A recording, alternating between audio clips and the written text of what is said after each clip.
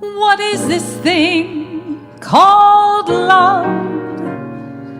This funny thing called love.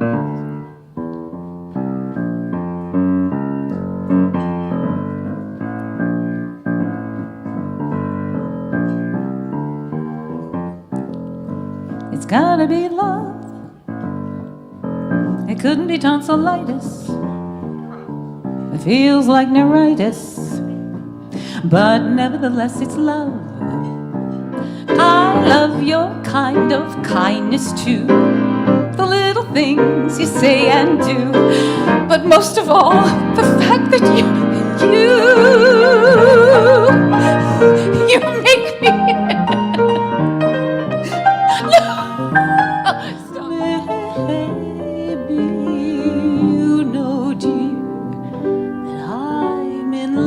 with you. Every cloud must have its silver lining. Yes, to dance beneath the diamond sky, with one hand waving free, silhouetted by the sea, circled by the circus sands, with all memory and fate driven deep beneath the waves. Let us forget about today until tomorrow. Hey, Mr. Tambourine Man, I've been going on, knowing that my heart will break.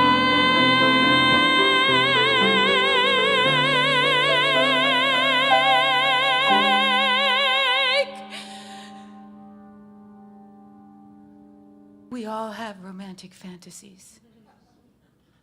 One of mine is being all dolled up in black glitter, standing on a stage in a swank supper club, bearing my musical soul to a bunch of sympathetic strangers. When I cannot make a sound, feeling I'll never be found, and there you are.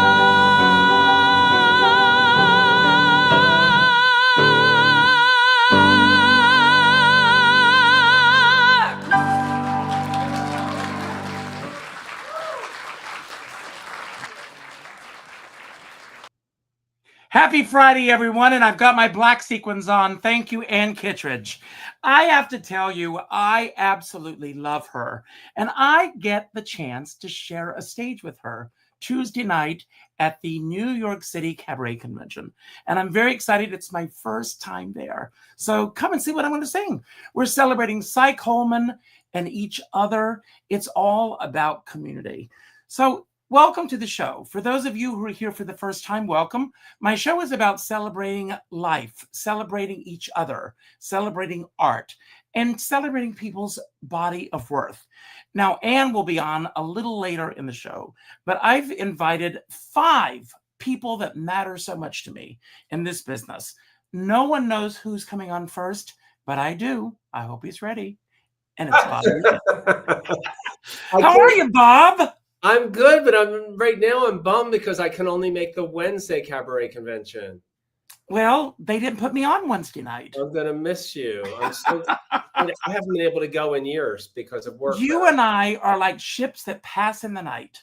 I mean, we're in the same town, but not at the same time. You're always working. I'm in other places. But, you know, I want to ask you, who or what are you celebrating today? What am I celebrating today? Well, I opened the local paper, and there's like a page on me, an interview. So wow. That's very special, very touching for your, hometown to do a feature on you. And then on a week from Monday, they're on the honoree for the annual Historical Society event. So I'm just still trying to process that. I'm celebrating it and processing it at the same time. Like, it's just weird to be honored. So it is, to be honest. Now, let me ask you, I mean, we're talking about truth today. So what is weird about you being honored? I don't know, because I always think, oh, I don't know. I think, aren't there, more like people, philanthropists who've given, like, more money, created a wing of a hospital, and I just keep thinking there's a lot more people that do significant things, and I guess I have a hard time just sitting, processing the fact that maybe what I've done for 48 years was really significant. And as I think about it, I feel good. I know. Bob, I'm going to ask you a question, and I don't want to get political here, but are you paying attention what's going on in the world right now? What you do is needed now more than ever. I mean, what you do is not only do you bring your own music to the table, you bring other artists to the table, and you give a lot of people a chance to be seen at open mics and at different events. And if that's not worth celebrating, I don't know what is. Yeah, thanks. I appreciate that. That feels really good. And when I come out, like, I started a new thing. I went back to that supper club. Remember we did the Carol show back in 2008? Yes. I Yes. went back to the supper club on my opening night. We had 140 people come and 44 singers show up. It was overwhelming. So it does feel good. I love that over these years I've met so many wonderful people, and constantly every week I'm meeting new people, and I know it helps people. And I have one of my favorite compliments in the last couple of years is so many people, singers, told me, like, this is cheaper than therapy. This is my therapy. I work up a song every week, and I get to perform it in front of your audience, and I that's my therapy. They said that's just, and I love hearing that. I love, this is my therapy. I'm telling you, like, yeah, with everything going on in the world, I'll tell you, I walk into the room like I will tonight where I play, and as soon as I walk in the room, and everything else is forgotten. And another thing, forgive me for going here, but there's something about longevity in this business. I mean, the fact that you have been around and that you're still able to make a living at what you do, which very few people can say that they can do that. I'm thankful that I've never done anything else or had to do anything else. I had an interesting conversation with Bobby Weatherby this summer when I ran into him. Wow. Yes. Who just kind of officially retired. He said, he still plays, but he doesn't do the weekly things. But we ran into each other the first day I got in Provincetown, and I said, the one thing that I get asked, like, all the time, people go, when are you going to slow down? Are you going to retire? I'm like, retire? I'm like, these are the glory years. You spend 48 years building up relationships with so many people, singers, families, just a million friends, everybody. And now it's the glory years when they're all coming every time you play. Now, it could be, Eddie Bruce and I joke about this too. It could be they come because they go, he's getting up there. This may be the last time. We should go see him. Well, maybe that's my secret. I don't know. That's maybe this is the last time. Little joke. I said, now it works back in our favor. But no, now it's like the glory years. And every night I play, there's surprises. Like, I'm sure tonight somebody will come up and say, you played our wedding 30 years ago.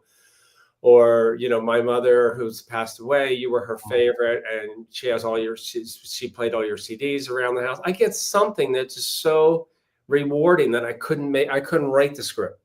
That's amazing. So very thankful. Well, we're going to bring on our next guest in a moment. But as I said, today we're focusing on truth in our art. And I want to ask you, when you're collaborating with other people, how do you protect your own personal truth, maintaining who you are, while honoring someone else's creative vision? Oh, that is a good question. I over the years, I've become more direct and more honest, because I find it hard to not be. I mean, I'll just tell singers, I'm like, no, that doesn't work. No, I don't. I mean, I'm not always right, but there are some things I'm like, that is just not working for you. And I feel what I feel better about in being in exercising your truth is that I feel more better equipped to say that. When I say things aren't working, I feel like I know what I'm talking about. I know that's not working, and I'll come up with something that does work and help them. So I do. I don't just want to do it their way. I know. Some of them say, well, that's what I want to do. I'm like, no, you can't sing it in that key, and it's horrible in that key. And sometimes the song may not be right for that person. No, the song isn't right. the key isn't right. It's just not working. But most of the time people go, you're right. I get it. You're right. You're right. But sometimes people, no, no, I can hit that. I'm like, you can hit that on a good night, but don't you want to do it in the key that you're going to be able to hit every time? Not just on a night that you're particularly wound up, and on some nights you can hit that. I don't want that key. I want the key a half step lower that you're going to nail every time. I want you to look good. This is not about me. Right. This is all about you. I want them to look good. Well, Bob, and you do look good. So you're working. You're making it work. So, Bob, you're going to help us bring on our next guest. So, Okay. number 1 through 4, and I'll hit the button. I will say 3.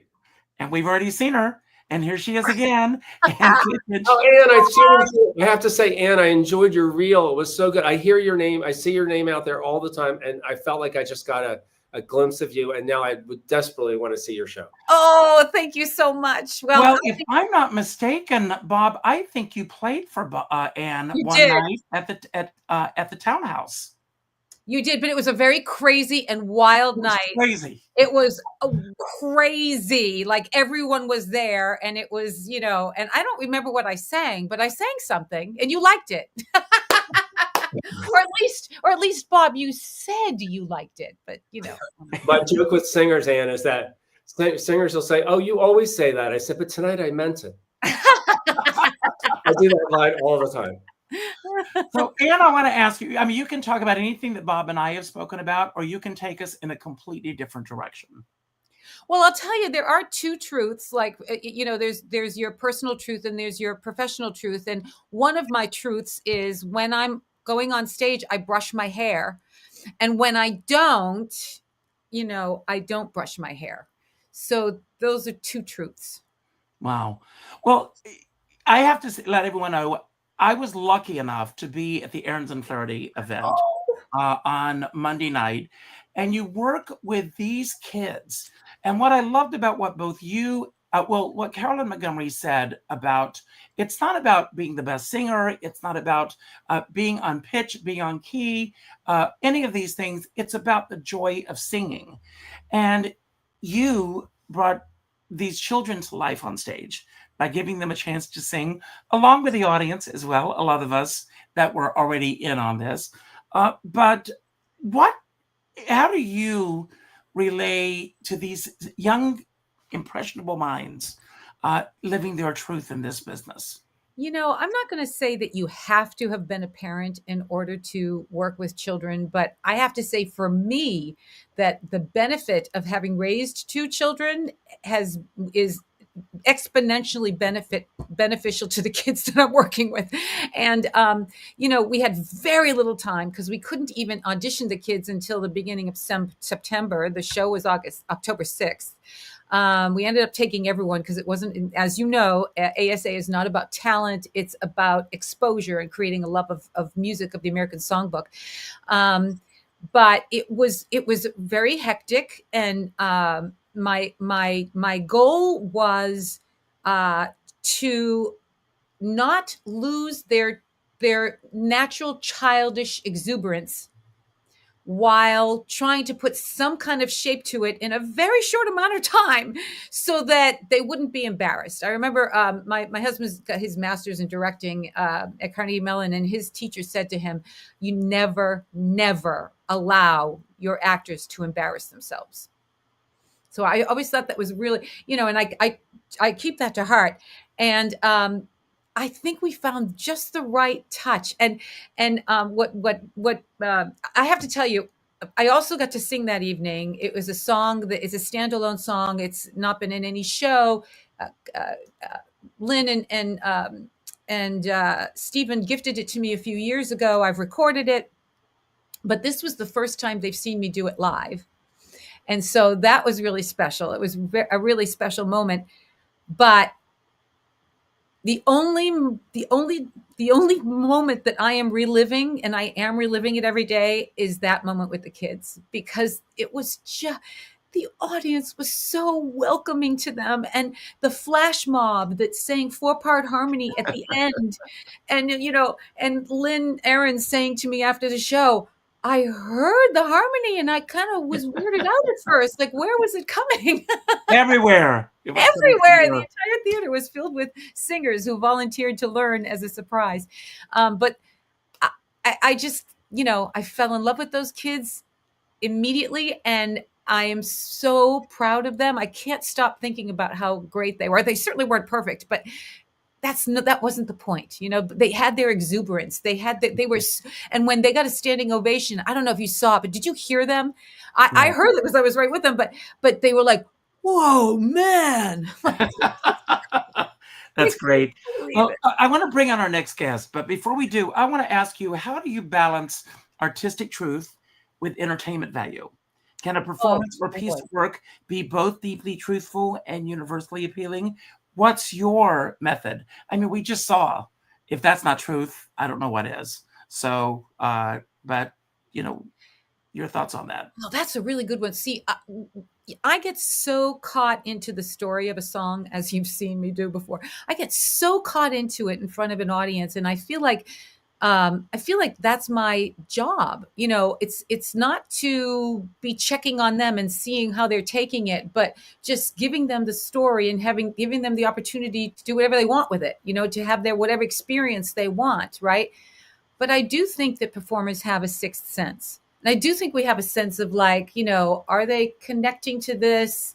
Are they not? And will that influence me in a performance? I think sometimes it does, honestly. I have to say, I think because in the end, it's always about the audience, always, right? So, I love what Marilyn Maye says, the audience is always the star. And the audience is always right. That's right. They are. They are. So, Anne, door number 1, door number 2, or door number 3? 3 is my lucky number. Well, let's see who that is. Well, one of my favorite people. And he proves that the show goes on and on and on. Couldn't ask for anything more. Thank you. So, Ron, welcome. First of all, welcome to the show. And you know Anne and yes. Do you know Bob? I don't. Hi, Bob. Well, get to know each other.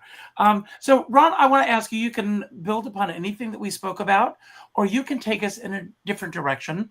You're not an entertainer, but you have a love for the art form. Well, not anymore. I like to refer to myself as a recovering actor.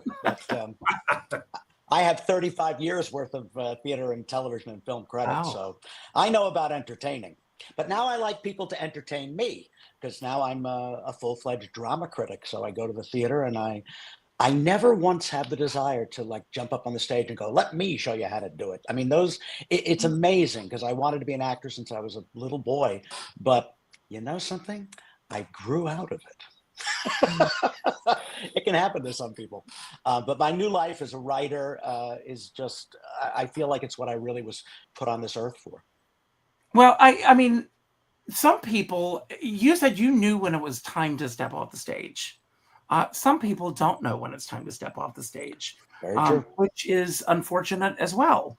Carol Lawrence said to me, to drop a name, Carol Lawrence said, being in this business is the greatest elixir in the world. The more we get, the more we want. The real test, though, is whether or not the audience wants. Now, this past weekend, I went to see Kiss of the Spider Woman, which I personally loved. I loved the film. Oh, me too. Do you know how much it's made domestically? It's a disaster. $80,000. No, it's made more money than that. I think the biggest problem is that they threw it on a lot of screens and it just didn't have any traction. And it's being pulled from theaters today, 7 days later. They're actually pulling it for some theaters. I think it's just a very tough sell. I hope it'll find its way on streaming. There's some really great work being done in it. I think Bill Condon did a beautiful job transferring it to the screen and rewriting it for the screen. And I think Tana Teyu is giving a performance that really is award-worthy in the role of Melina. It's a really beautiful, heartfelt, magnificent performance. I was so moved by it. I've seen the movie twice already. But I didn't pay either time, so I think Oh, maybe I well, should I actually love the help the film, box and I office. cannot wait to see Blue Moon. I don't know if you all know about that. I just Here in cannot wait for Rankin, that. But I want to ask you, I have I'm not going to mention names, but I have a friend who is a critic. I'm not going to say whether it's a male or female, but this friend of mine, when they see a show that they really did not enjoy, they grapple with whether or not a review should be written.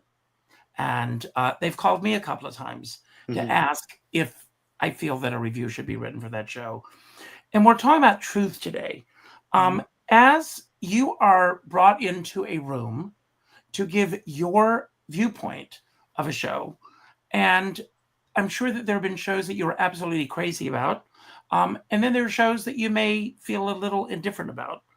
How are you able to walk that line with your own truth? Well, I'll be honest. I think that truth is very important, but I don't think hurting people's feelings, being nasty, bringing something down with your power is truthful. I think that's dishonest. I understand people are paying a lot of money to see a Broadway show, and I cannot lie. I cannot say, go spend your hard-earned dollars on this. I can say in the course of review, I can say, this did not appeal to me. However, the audience seemed to love it. Or I'm sure there are people that will not find these things detrimental to their experience. For me, it didn't work. I think it's very important. It's all subjective. It's only my opinion. And, you see something bad, and it's so easy to be snarky and bitchy about it. And that's like shooting fish in a barrel. I'm so clever. I mean, you see it so often. Many of the major New York Times critics over the years have taken great pleasure in showing their cleverness when they want to, pan something. And how about just saying it didn't work? Instead of saying the worst thing I've seen in my 50 years of theater going. I mean, come on, really? Really? When the Times had that power to put 100 people out of a job in one night, you got to wield that power with some sense of humanity, don't you? Well, Ron, you, not only are a great critic, but you are also a wonderful theater historian. And I want to say you and I both know, before we bring on our next guest, that there are many shows that eventually succeeded that would not have succeeded under the scrutiny of today's social media. So I think that social media people, when you go to see a show and you cannot wait to get home to rip it to shreds, you're affecting a lot of people. I saw some horrible things written about some shows that are currently in previews. I won't mention the show, but it's just, I think that people are trying to be clever. And bringing up Spider-Woman, people were against that movie before it came out because they dared to cut their favorite number and it's like, hey, it's not the Broadway musical being revived. This is a film reinterpretation some almost 30 years later. Give us some slack. And hey, how about seeing it first before you offer your opinion? Well, let's see our next guest before you offer an opinion. Wait, before we see our next guest, you have to see my truth. This is my new grandchild, everybody. He's 24 days old. Oh my God. His name is Auden, named for the great Auden, the great W.H. Auden, the British American poet. My son and daughter-in-law are very literary, so his name is Auden or Audie, and I think it's just the cutest name ever. And you asked me what I'm proud of or celebrating, and that is my first grandchild, which is congratulations, and may there be many more. Thank you. What numbers do I get to choose from, Richard? 1 or 2. Great news. 1 or 2. Well, since my baby is really my number one priority, let's go with number 1. And I'm crazy about her. And she has a show that's going to be at the Parlor. I can just see her speaking of the Spider-Woman saying, come into my parlor and let me tell you the stories of Elizabeth Taylor. And for those who don't know, played Elizabeth Taylor's daughter in The Little Foxes, we have our own little connecting story about that. But Anne, again, anything we spoke about today that you want to build upon or take us in a completely different direction? Congratulations on the grandchild. Oh, thank you, Anne. When you were talking about like truth, I think of my dad because he, from the time I can remember, I would be weird. And I mean, I was just a weird kid. And he would say, just you be you. and he like got me, you know, and he would say, just you be you. And I think of being in cabaret, not theater and stuff, but cabaret is to be me with timing. That you know, which is scary, but I love it. Just to be myself with timing. And that to me is authenticity and truth in cabaret. So. Well, I want to talk about, you know, your other project. And speaking of truth, the relationship you had with your brother and putting that story not only on stage, but into a documentary film, which is incredible, everyone. The details will be on the YouTube channel. But talk a little bit about that. I had an older brother, 10 years older, who was severely cerebral palsied and nonverbal. He was brilliant and handsome and gorgeous. And Elizabeth Taylor was in love with him because when he met her, she bent over to give his cheek a peck and his head flopped right into her cleavage. So they were like, that was just like, and she would always say, how is that gorgeous randy brother of yours? And he was my muse. The long story short is that he was an only child, and he convinced my parents by touching my mother's tummy and my father's groin and going like that.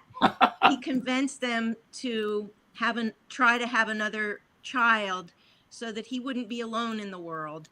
And on the very first picture of me, my mother wrote, his name was Woody. My mother wrote Woody's Order. And I was always referred to as Woody's Order. And that I had a destiny to be my brother's keeper in case anything ever happened, but don't worry, it won't. And my mother was killed in a car accident when I was 20, and my father got dementia. And sure enough, I had to embrace the fairy tale of being my brother's keeper. And I loved it. I embraced it. It was hard, but I did it.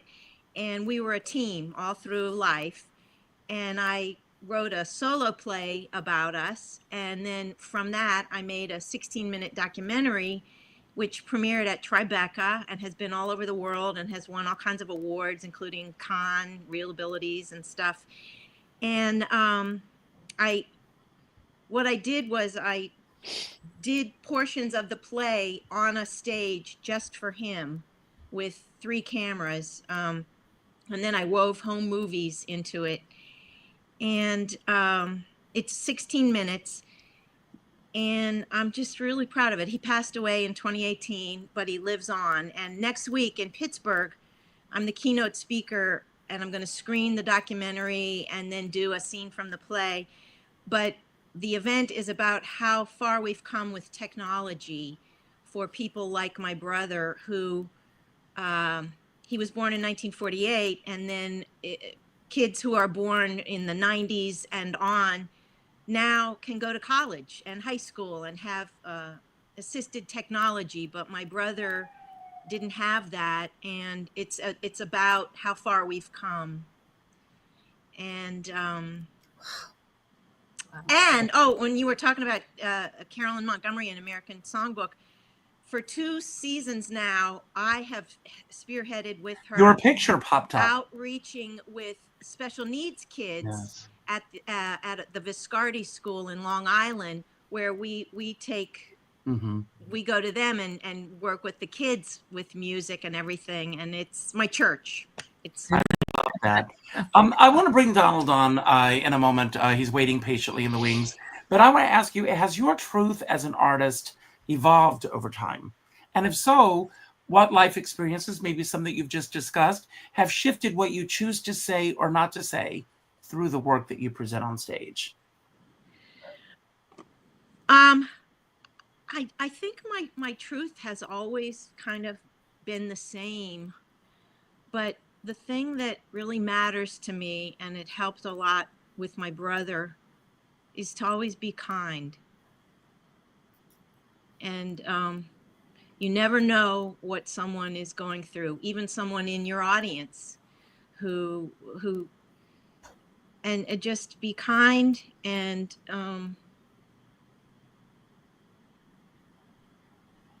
humble, I guess. That's and wonderful. My brother taught me a lot about how to be kind with people who are different. My motto is, I've always depended on the kindness of strange people. I love that. Well, I want to talk about two people that are not so strange, but I love them both. Philip Officer is not on the show today. However, on Sunday, he will be on Donald Feltham's The Broadway Radio Show, which is one of my guilty pleasures every Sunday while I'm putting the newsletter together. I agree. That most of you read. I'm listening to Donald Feltham as I'm putting it together. Mm-hmm. Right. And if it's delayed, I get an email from Richard going, "Where's the show? It's not on." Where is it? A few times. Yeah, there's always been a couple of Sundays where the server was down or we were having some loading problems, and I always know there's a server problem because I get an email from Richard Skipper saying, "Where's the show?" Donald, I want to ask you because, I mean, very much like Ron, I mean, you have this platform where you are presenting so many people, and Kittredge has been on the show a couple of times. Ron has been on the show a couple of times. I'm sorry? Ron has been on my show a couple of times. Yeah, and Ron as well. So you are bringing their truth to the table. Yeah. Do you have a certain method or way of researching each of your guests, or is it different for each person? Well, I'm lucky that I'm not a critic, in the sense that unlike Ron, who kind of has to speak his truth, whether he likes a show or not, doesn't like a show, I can be pickier when it comes to what I present on the show. So not all of the show episodes are interviews, but if the show is an interview and someone is coming on to promote an album, or these days, especially with the holidays coming, I've got a lot of authors coming on who are promoting books. I either listen to the full album first before I even commit to the interview, or I read the book cover to cover before I even commit to the interview. And if it's something that I myself didn't enjoy or don't think I can go on and pretend that I enjoyed it and recommend it to the audience, I end up declining the interview. And I don't put it on because I don't want to go on and pretend and promote something that I myself didn't really like, or I don't think it fits in to what my audience is going to be interested in. So I'm part of the publicity machine for books and albums and people's cabaret acts and things like that. And I have to stay true to myself, and I can't go on the air and pretend that I loved someone's album or I loved someone's book and encourage people to purchase it if I myself didn't really like it. And Ron and Kittredge and Ron, consider yourselves lucky. You loved the work. You loved it.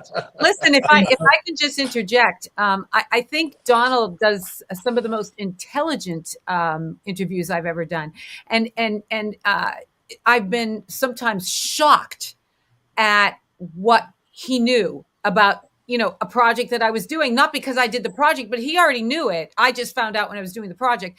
And it's like, oh my gosh, this guy's an encyclopedia. I mean, one of the things because I'm also part of I'm part of the group think of publicity machine that's out there. So I know that when I'm getting someone who's promoting an album or promoting a show or promoting a book, I'm not the first or last interview they're going to be doing. Right. So so when they're coming on, I go back and I listen to some of the interviews they've been doing for the last week or so. I know I'm not the first person they're going to talk to. So I go back and listen to their interviews they've just done.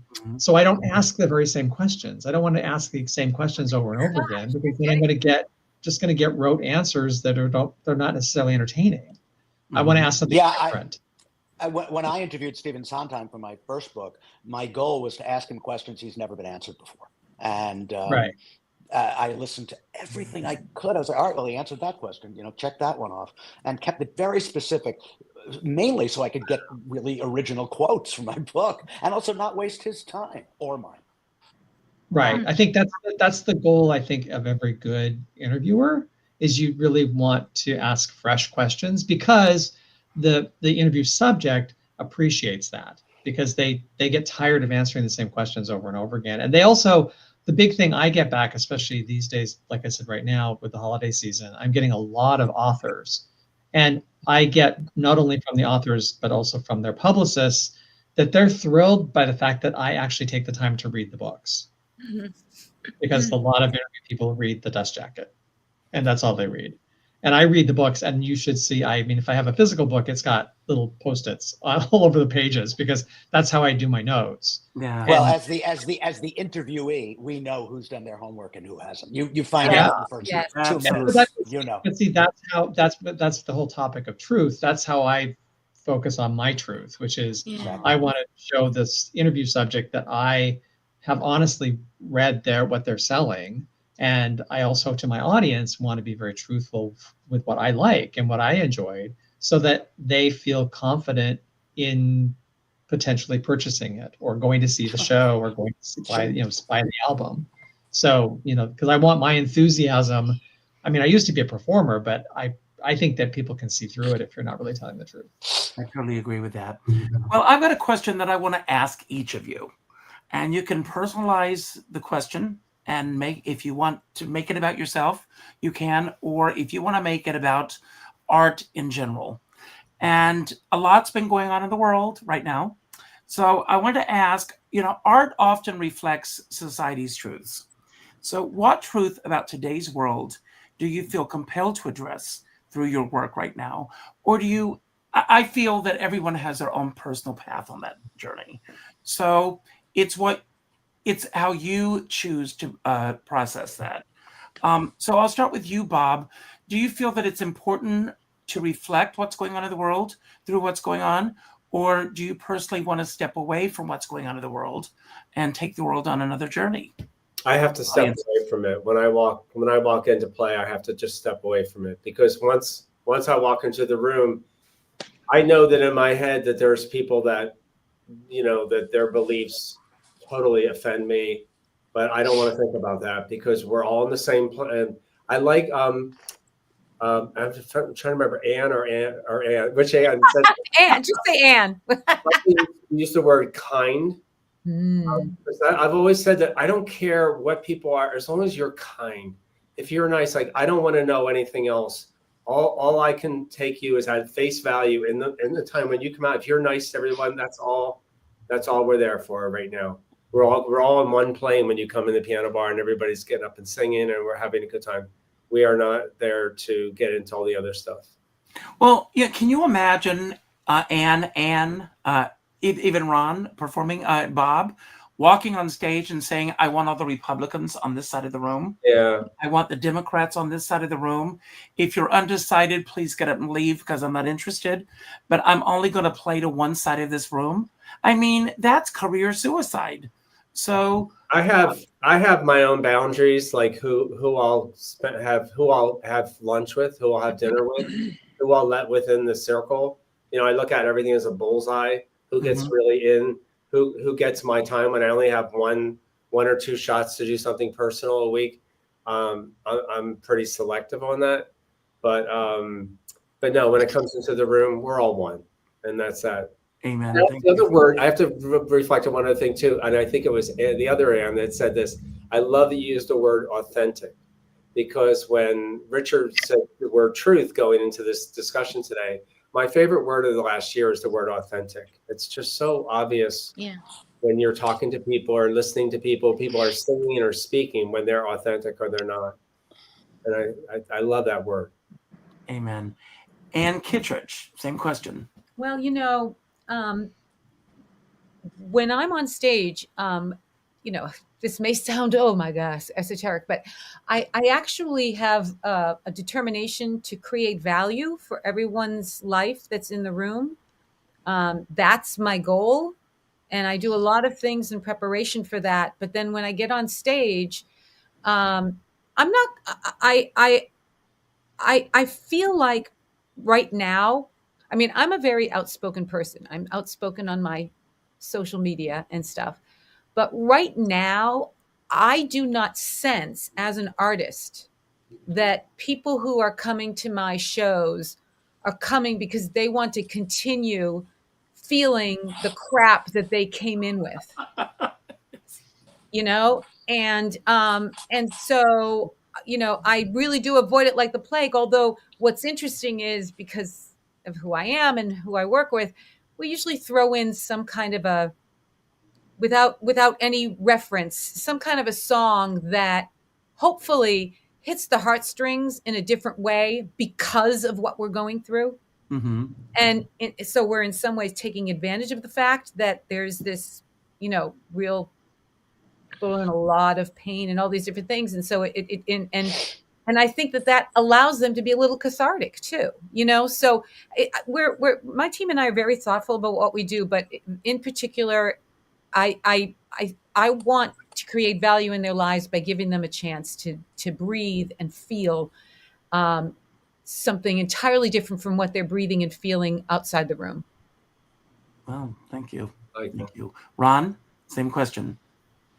I'm reminded of two quotes from the great Sam Goldwyn, who was once a studio head of extraordinary vision. But he was an immigrant who barely learned how to speak English. He butchered it like Yogi Berra. But he liked to say that he didn't care whether anybody in America saw Best Years of Our Lives. I don't care if it makes a dime, as long as every man, woman, and children sees it. It's like, he also said, if I want to send a message in my movies, I'll use Western Union. And today, so many things carry messages. And for instance, Ragtime, the revival, which opened last night on Broadway. While I was sitting there in the theater, I suddenly knew the title of my review, and I wrote it down. Ragtime Meets the Moment. It's kind of extraordinary that it's coming here at this time, almost 30 years after it first premiered, because it's story about immigration, and it's story about the struggles to tell the truth and not be afraid of the truth, and not be afraid of the other, embrace the other. It's one of the things I love about living in New York City, the melting pot. If the people who live in very small towns in rural areas could only come to New York and really experience what it's like, and see people of every different color and faith and background, and we all live in this city together harmoniously. It's the truth. And I just wish people would know that, and then xenophobia would really stop, or at least rescind, and not be such a thing at the forefront, of what's going on right now in America, tearing us apart. And yes, it's just great the theater can do that on occasion. It's also great when Jonathan Groff can be Bobby Darin for 2 hours and you can just relax in that. That's great too. And he's telling his truth. But I mean, entertainment is the thing we look for in times when things are bad. Remember, it thrived during the Great Depression. People had no money, but they could still go see a movie for 10 cents or 25 cents. Certainly not the case today, but people find their entertainment in other ways. You can get it all for free on YouTube, right? You can you can be entertained. It won't cost you anything. I mean, I'll defer to Anne and let it go, because I could go on like this for quite a while. Anne Tallman, yes. Oh, me? Yes. Well, interestingly enough, on November 5th at 10 p.m. a year ago, when I knew that my choice had lost, I turned to my husband and I said, for the next 4 years, all I know that I can do is make art. That's right. And I said, I'm not going to watch cable news for 4 years. I'm going to cancel my cable. Yeah. I'm going to delete all political posts on Facebook. I'm not going to go there. And I'm not escaping, but the art that I make, like right now I'm building a Johnny Mercer show. I want it to be like a palate cleanser. Like or an escape, but that's not to entertain, to, like what you said within the Depression, because that's all I can do besides voting in the midterms. I can just make art, and my husband was like, okay, all right. God bless your husband. That's great. Donald, same question. I agree with everybody who's talked about this so far. You know, I look at theater as it's always an escape, and you can never really 100% shut out what's going on in the real world, but we go to the theater to escape from what's outside the doors of the theater. And you know, one of the things I always tell the listeners, they get tired of it.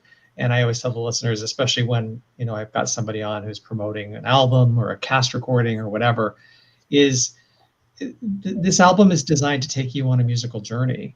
And I always tell people, put your headphones on and dedicate the time to sit and listen to the album, whether it's a cast recording or a vocalist album. Dedicate the time to put your headphones on and sit and listen to it from beginning to end. Yes. Because it's in a way to escape, and you are the person who put this album together is taking you on a musical journey, and they have put this album together for you to do that. Mm-hmm. And you know, and it's a way of, that's what this is. That's what the art that these people are creating are doing for us. And you can't always escape it. I mean, I had Benjamin Velez, one of the co-writers of Real Women Have Curves, on my show a couple of weeks ago, and which I loved the show, and the cast recording was delightful to listen to. But you can't escape some of the social issues in the show. So we talked about immigration issues and, you know, being in, you know, undocumented workers and things like that. You can't always escape it, but it's, you know, but it that's part of what theater is. It's entertainment, but it also touches on important issues. Well, I firmly believe that art, both on stage and, well, the play art addresses all of this, but it should shed a light on humanity as artists, as whatever we're feeling. We all, I mean, those of us who sing, the song hits us in a different way each time we sing it, based on where we are at that moment in our lives. And I do believe also that the powers that be are also creating some deadlock moments, not by some of the choices that they're making, and not being as open-minded as they should be in terms of casting and in terms of presenting the story. Times change. Things that we find offensive today, I'm not saying celebrate them, but present them and let the audience discuss it, so that you don't whitewash what took place before, but we present it in a new light and allow the audiences to know about this. I've got a question that I want to ask each of you again, and then we're going to each have your final word today, and I'll talk about that in a moment.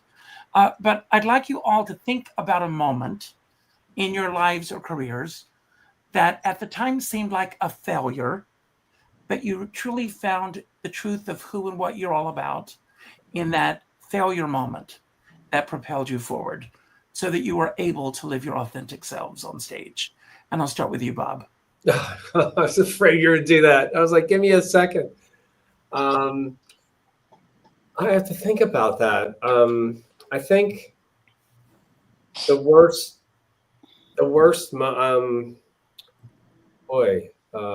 have to really think about that. But there was a job I had in Philadelphia that I absolutely hated. I was so wrong for this. This man that owned this bar and restaurant loved having me at his house to play parties, and then said, "Oh, you're going to come play at my bar." Well, I was so wrong for this bar. It was ridiculous. And I would play in this room facing the bar, and above me was a TV with everybody watching the TV. And I'm playing, and they're like, nobody could care less about, I mean, I was so wrong. I couldn't wait to get out of there. And all of a sudden, I finished some song, and everybody was cheering and clapping, and I felt like $1 million, and I realized that the Eagles had scored. It was a football game, and there was a score. It had nothing to do with me. I felt so embarrassed and so mortified. I just said to myself, I just have to learn how to say no and just be true and be honest and say, I'm not right for here. And I don't think I ever took anything again that I didn't, if it's, I don't feel the love, if I don't feel it's right, I'm not doing it. It's just, there's no point. I'm not going to do it just for the money. Good for you. That's great. Well, I guess that's the first thing that came to my mind when you said that. Thank you. Ann Kittredge. So it happened this year. Early this year, we went to Puerto Vallarta to do a few shows. And it was a show I had been doing all during the year. I had a little bit of a tough year last year because my mother passed away just before we released the show. And so it was a very foggy year, may I say. But I thought I did pretty okay until I got to Puerto Vallarta. And the first show, we did 3 or 4. The first show was so bad that I had not felt that kind of personal embarrassment in a long time. I mean, I was just so ashamed of myself, and I thought about it for months because I was like, why would I do such a bad show? That's not what I don't usually do, a bad show. You know what I mean? Like, it's not my normal, but it was so bad. And because, you don't want to repeat it. So you want to have some understanding as to what happened. And I did figure it out. I figured out that when we did the show in Puerto Vallarta that first night, I had been used to doing that same show with 6 instruments. And we were doing it with just piano. And I realized that what I had really inadvertently done is I was trying to fill the musical space that was empty from not having the saxophone and the drums and the bass and the guitar, and it was totally unconscious, mind you, but I realized, but what was interesting is I didn't realize it before the second show. But I knew I didn't want to repeat the first show. But what I did do is I just really, I said, I don't know why that happened. It can never happen again. What I did is I just really, really I just went into myself. And I just said, Ann, don't let anything get past here that isn't honest. And that got me back on track. So I didn't do it again. But the people at that first show, I still think I owe them money back. I mean, it's just awful. Wow. Ron Fassler? Having a few minutes to think about it, Bob, I don't envy you being first.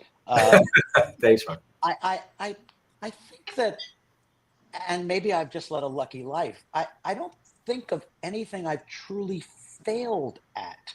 I don't look at life in terms of success and failure. I mean, I was a working actor for 35 years. That's successful, right?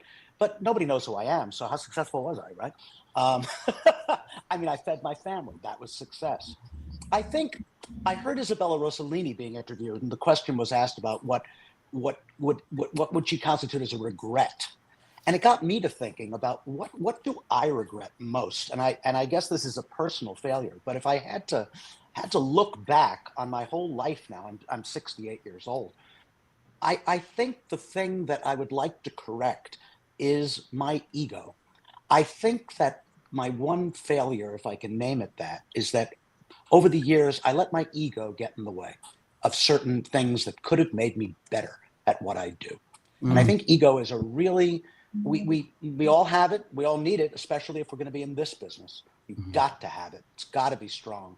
But you always got to be learning. The people I admire most, and many of them are personal friends of mine who've had great success, I know it wasn't accidental. It wasn't right place, right time, and luck, although those things all play an important part in it. I mean, my contacts are filled with people I think should have had greater careers. They didn't have the breaks. But ego, the thought that I didn't need to go to acting classes, the thought that I didn't really need singing and dancing lessons. Oh man, you do need them. You do need them. You want to be the best you can be, especially in the arts. You can't just say, I'm going to go in and wing it. Yeah, so you can get a job that way. You really can. But a career, you got to work for it. Very good. Well, great. And thanks for sharing that truth. Always. Ann Tallman. Well, I love having had time to think also. Makes me, I adored my dad, and he was a colonel in World War II, and he had 3 Bronze Stars and a Croix de Guerre. And I looked up his military records, all of them, including all of his reports from his superiors throughout his entire career. And when I read them, it gave me permission to be the way I am, because I did a reading of a John Guare play called Lake Hollywood, and Barbara Andres directed it. And throughout the rehearsal process, I never mark, but I'm very methodical, and I break things down, and I go slowly.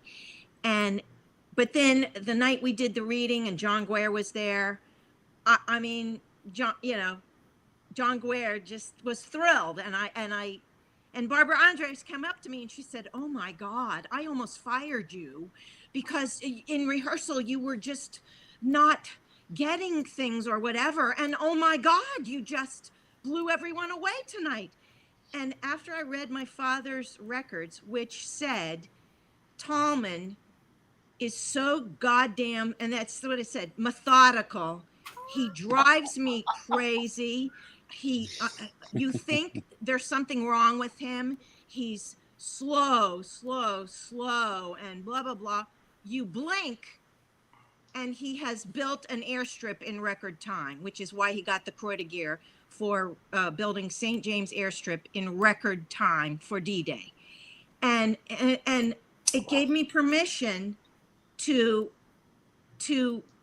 work the way I work, almost failing, almost getting fired.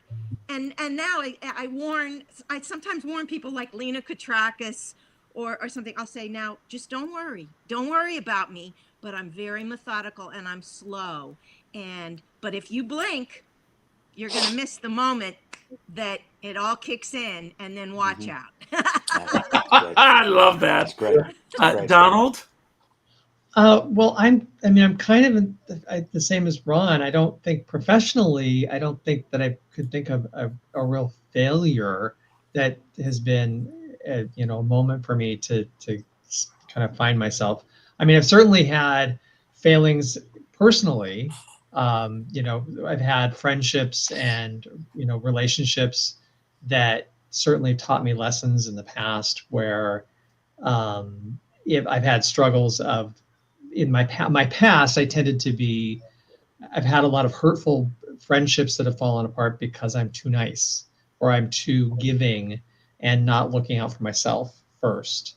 And those have always been the most difficult situations for me.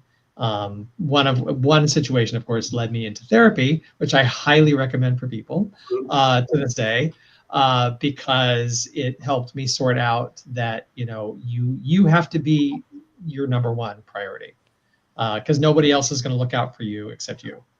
And that's the one lesson I learned, was that I have to be number one for me, because and from that point on, I learned that I need to say no and stand up for myself more often and put myself first all the time, and what makes me happy. And I'm also a little less tolerant of, if people who I consider friends kind of screw me over or whatever. I'm a little less forgiving than I used to be. I used to give a lot of people a lot of slack. And now as I get older, I tend to look at the calendar and say, you know what? Life's too short. I don't necessarily need some of these people in my life anymore. Mm-hmm. I want people who are nice and kind, the word that we were using earlier. Yeah. I want those people in my life now, and I don't need people who are going to be causing me problems. And I just don't need them in my life. One of my dear friends, Russ Woolley, he says friendships are like milk cartons and milk. Sometimes the expiration date runs out. Yeah. I want to thank you all for being here today. This is such an indulgence for me, because when I do these shows on Fridays and I pick a theme, I learn so much from my guest, and I've learned so much about all of you today. So I want to thank you all for being here today. I'm going to give you each a chance to have your final say today. It could be about anything that we spoke about that you want to build upon, something that we didn't talk about that you wish we had, or just any message you want to leave everyone with. It's your moment to share whatever you want. I will pick one of you, and when you finish, you'll pick the next person, and so on and so on. And when the last person says goodbye, I'll end the show. So don't worry about how to get out of here. I'll take care of it. So the message that I leave every show with is the same message. And that is to go out and do something nice for somebody else without expecting anything in return. I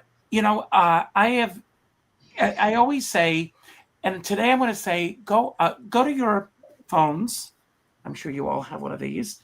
Go to your contacts list, and the fourth name that pops up, call them. Not an email message, not a text message, not a private inbox message, a phone call. And let that person know the impact that they've made on your life. And by doing so, you're going to make an impact on their lives. I've had so many friends report back to me that they've done this, and they are blown away by the response. Mm-hmm. I'm even thinking of writing a book called Celebrating Our Friends One Number at a Time. So think about that, and everybody do that. I have a dear friend, Sean Moniger, and he says we're all in the same storm, but we're in different sized boats. And I always say, I don't care what size boat you're on, as long as you have a skipper by your side. Mm-hmm. And with that, I want to leave the screen. And Anne Tallman, I'm turning it over to you. And then when you finish, you'll pick the next person. I love you. Thank you. I will just say, just you be you. Ron. Thank you. Yes, you be you is great advice. Again, I've got a new grandbaby, and I held him in my arms, and I'm telling you, they tell you if you pet a dog, it lowers your blood pressure. But boy, holding a newborn, that is the most calming thing in the world. And I went down to DC where my son and daughter-in-law live, and I was just there to hold the baby so they could relax, because he's a kind of fussy baby and it's hard to put him down. But when he was in my arms, he was a perfect angel. I probably held him for about 10 or 12 collected hours over a 2.5-day period. And I can't recall feeling more serene, more connected, and more blessed than that. Try and find that in your lives. I mean, obviously, not everybody is lucky enough to have grandchildren, but I tell you, it's a game changer. Life is all about life is precious, and it's at its most precious when we first enter this world. And let's make it a better world. No King's March tomorrow. Yes. And Kittredge, it's all yours. Well, you stole it from me, because I was going to say no kings. Peaceful, no kings tomorrow. I guess, what I want to say is, first of all, I have done what Richard recommends and called people. And the last time I did it, the person ended up being my niece, who's also my godchild. And when I called her, it was about an hour later, she texted me. She said, "Is everything okay? What's going on? Are you?" And I was like, no, it's all good. It's all good. I don't know. I guess that generation isn't used to phone calls, because honestly, I do usually text her. But anyway, if you don't mind, gentlemen, I'm going to do a little bit of shameless self-promotion. In addition to the convention at Lincoln Center this week, that both Richard and I are going to be performing the same night on Tuesday, I have my own show a week later from that Tuesday, which is When in Love, and it's at the Chelsea Table and Stage. And we did the show as a one-off back in May, but it was so well received that we decided to bring it back one more time, and this will be the last time we do it in New York. So I so hope people come, because my team, there are no eggshells in my workspace. My team gets to be honest with me, and I get to be honest with them. And so maybe that's why we're able to touch people, because we're not afraid to be honest with each other. I say that to everyone: be honest with each other with compassion. And I hand this off to Bob. Yeah. I have to touch back to what Richard said, because it reminded me of something One thing I've been sort of focused in on lately is just counting my blessings. But counting our blessings of taking in stock of like your whole life and what changed your direction.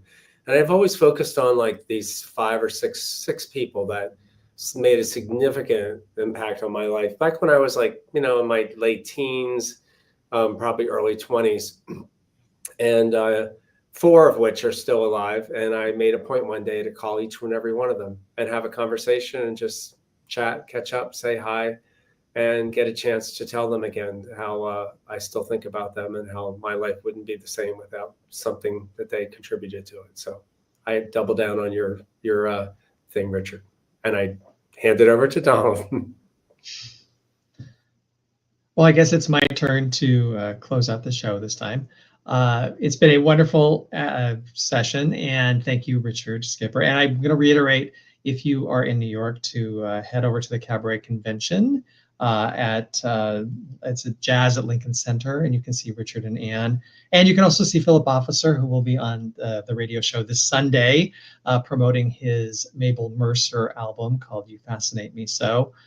He will also be performing at the convention, and then he's going to be at 54 Below right after that. So I highly recommend you listen to the radio show to get a preview with Philip Officer, and then go see the Cabaret Convention, because it's a fantastic 3-day run. Basically every cabaret performer you can imagine is at that Cabaret Convention. So do that. Also, I reiterate what everybody else said. It doesn't hurt. It doesn't cost you anything to be nice and kind. And I want to remind everybody that, life is too short, and you only get one opportunity for life and to live this life. So make the best of it and just enjoy it and have fun, and don't be mean or nasty, and just be fun and pleasant and be kind to everyone. So I'm signing off. Goodbye, everybody.